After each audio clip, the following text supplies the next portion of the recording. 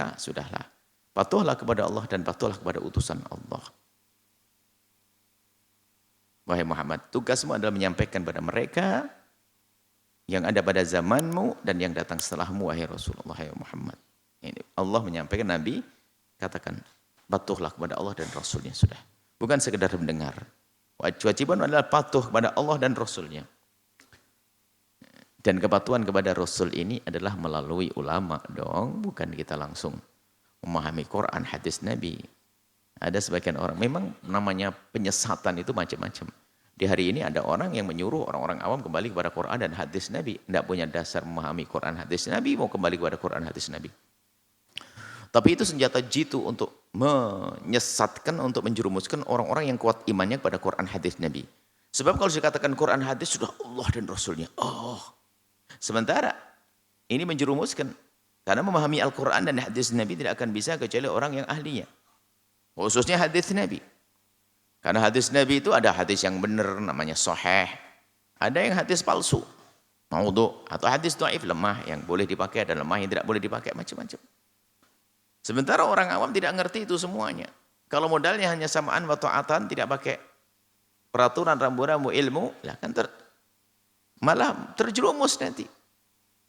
Nah ini rupanya ada juga penjahat baru ini adalah menyuruh pada Quran dan hadis Nabi, tapi sebelumnya bukan menyuruh kepada Al-Quran dan hadis Nabi.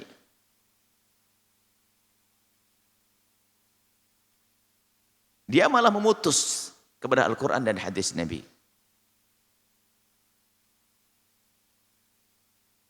Dengan menjauhkan dari ulama, nggak perlu ikut ulama, nggak perlu bertaklid ngikut para ulama, nggak usah. Kita punya Quran dan hadis Nabi, langsung Quran hadis Nabi. Akhirnya apa? Orang-orang meninggalkan perkataan para ulama, langsung kepada Quran hadis Nabi. Apa yang terjadi? Sampai kepada Quran hadis Nabi ternyata terlalu tinggi. Dia nggak mampu untuk menggapainya. Sehingga apa? Dengan tangan kosong, tidak Quran, tidak hadis Nabi. Terlalu sulit. Sehingga menjadi orang tidak beragama. Sementara sudah diambilkan oleh para ulama, ini loh, kau tinggal makan. Nggak mau langsung ke pohonnya. Ini terjadi di hari ini, menyuruh. Makanya di kalimat yang kalimatu haqqin urida bihal batilu. Omongannya benar, tapi maksudnya menjerumuskan. Kembali kepada Quran, hadis Nabi, kepada Quran, hadis Nabi. Sehingga mengatakan ikut para ulama itu seolah-olah tidak kembali kepada Quran, hadis Nabi. Seolah-olah Imam Syafi'i tidak ikut hadis Nabi, tidak ikut Quran. Jadi kalau ada orang saya taklid pada madhab Syafi'i, apaan karena Quran kok itu taklid? Innalillah. Dia tidak ngerti taklid itu apa. Taklidnya kita ini bukan taklid buta. Taklid buta adalah kita pengen tahu belajar ilmu hukum waris, ilmu sholat dan sebagainya. Bukan pada ulama. Ada orang di pinggir jalan, di sawah langsung tanya, hei hukum warisnya gimana? Itu buta, asal. Nggak bertanya kepada orang yang mengerti.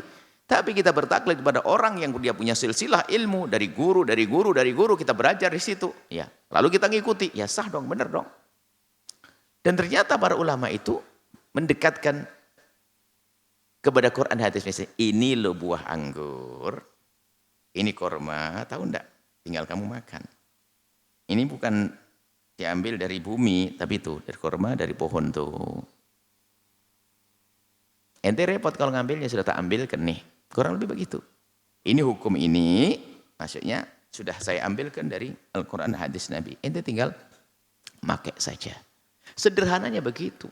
Tapi hari ini mulai ada seruan-seruan Quran hadis, atiullah wa atir rasul.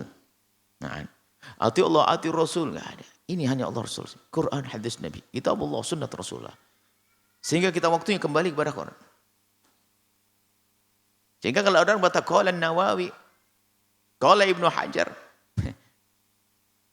seolah-olah dia gelisah. Kenapa kok qala Ibnu Hajar, qala Nawawi? Mana Allah dan Rasulnya? Ya salam. Memang Allah, Ibnu Hajar, Nawawi tidak pernah kenal Rasulullah. Tidak kenal Allah. Ini adalah termasuk ada propaganda halus hari ini untuk menjauhkan Al-Quran dan hadis Nabi dengan cara seolah-olah membawa kita kepada Quran dan hadis Nabi.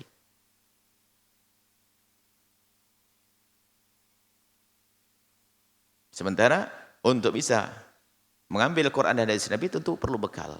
Kalau pengen mengambil air sumur harus ada timbanya, harus ada alatnya.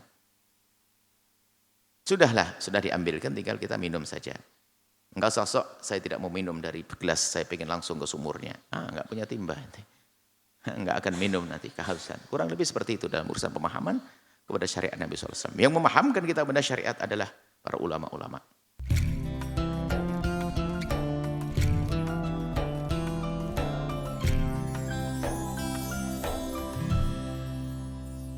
Sahabat Al-Bahjah TV, setelah menyaksikan video ini, jangan lupa bersolawat kepada baginda Nabi Muhammad.